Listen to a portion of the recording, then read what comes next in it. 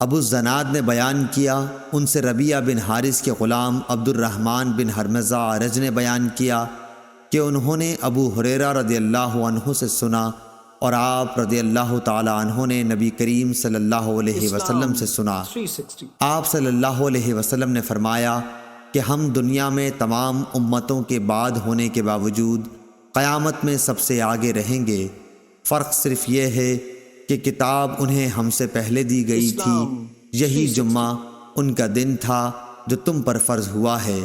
لیکن ان کا اس کے بارے میں اختلاف ہوا اور اللہ تعالیٰ نے ہمیں یہ دن بتا دیا،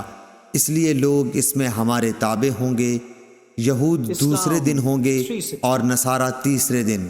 صحیح بخاری حدیث نمبر 876۔